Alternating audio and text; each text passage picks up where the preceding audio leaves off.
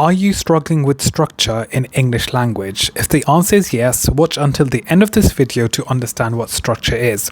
Now, many students do struggle with this question, so you may even ask, sir, what is structure? Structure is how the text is organized from the beginning to the middle to the end. How long should I spend on this question? How many marks is it worth? And how many paragraphs should I even write? Now, a typical question may read, how has the writer structured the text to interest you as a reader? So it is 8 marks. You are looking to spend up to 12 minutes and you are looking to include 3 to 4 points for this question. Now, the top tips for this question includes the following. You must focus on why. Okay, the writer has focused to structure the text in this way. You should see the text as a construct and look at the overview before breaking it down and analyzing the shifts. Okay, so how does the writer shift from one thing to another? Another important thing you need to demonstrate is using relevant subject terminology. So, for example, what's happening at the beginning? What can you comment on in terms of the paragraphs? What can you tell us in terms of the narrative shifts? What can you tell us in terms of the shifts in focus? You should consider the movement through the text and explain why the shifts happen. Introductions are unlikely to gain marks, and you should write about the link between the beginning and the end. So could it be that the writer has used, in fact, a cyclical structure? Now, to those of you who know what a cyclical structure is, I want you to comment below, what is a cyclical structure? So let me know in the chat section below, in the comments rather, and then I will respond. Now, what else can I consider in terms of structure?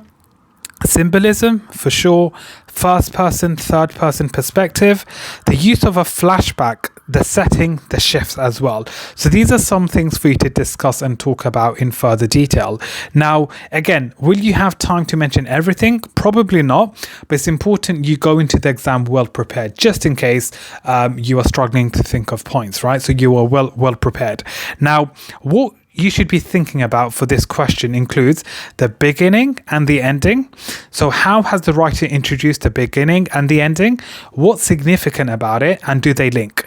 Can you find a link between the beginning and the ending? If so, what is the link between the two?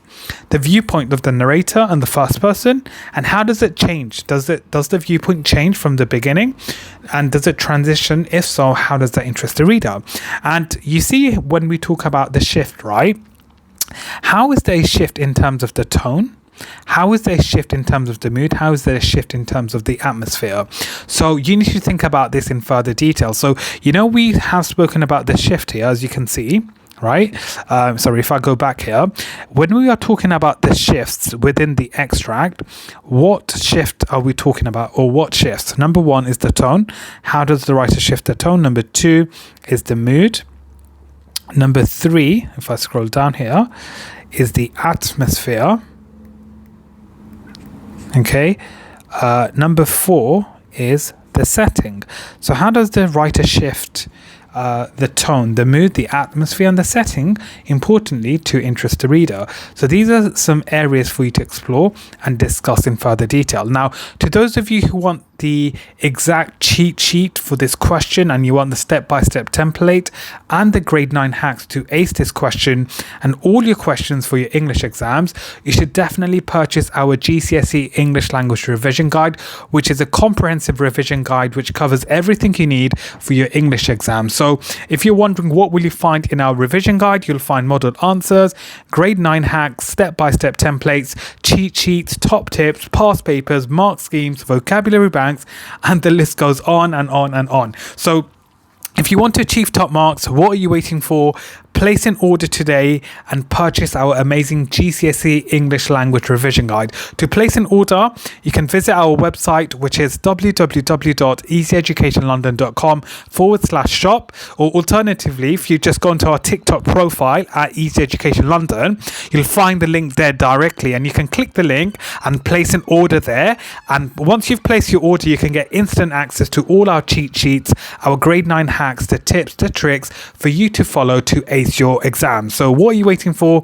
Don't delay. Order today by placing an order, and thank yourself on results day. If you want to save yourself the time, you want to save yourself the stress, and I know many students do struggle with revising English, then this is your time to place an order. Now, in terms of the key structural terms for you to refer to. They include the following. So, for example, the focus, right? So what is the focus? It's the center of interest or the activity. The shift, is there a change in direction or character or the time? The perspective, so what happens in terms of the perspective, a point of view or a particular interest in a topic. Is there a time shift, right? Again, this falls under structure. So the movement from one time period to another. A flashback, so remembering a past memory. Is there a linear structure, so where they are progressing from one stage to another in sequence, in order. Non-linear is when it's not straightforward or in sequence, so the order is all jumbled up. Chronological, when it's arranged in order of time.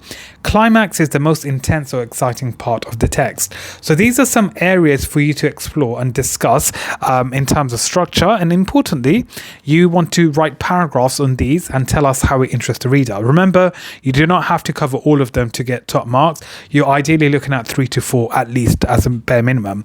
Now, the step-by-step process for this question, again, I'm just giving you a preview, but if you want the full cheat sheet and the step-by-step template, you can find out more by purchasing our amazing GCSE English Language Revision Guide.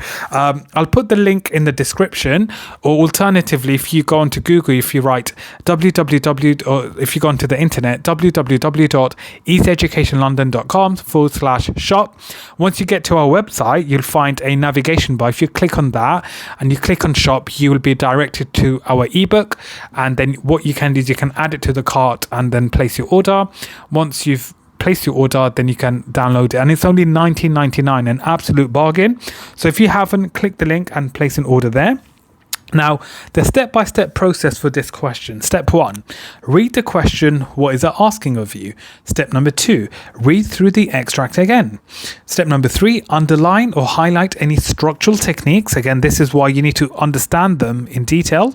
You can find that link back to the question. Ask yourself, what does each paragraph tell you? Step number 4, annotate these. What effect do they have? Why has the writer included them? Why might it be interesting to the readers? Step number 5, begin writing your answer, making sure to include 3 points and 3 quotations and 3 levels of analysis. Also ensure that your points refer to what the question is asking you. And remember, ideally, you are writing 1 paragraph for the beginning, 1 for the middle, and also 1 paragraph for the ending as well. So you're looking at least 3 paragraphs covering the entire text, and importantly, linking it back to how it interests the reader. So thank you very much for watching. I hope you'll enjoy this YouTube video. Please subscribe, like, and share for more. Thank you.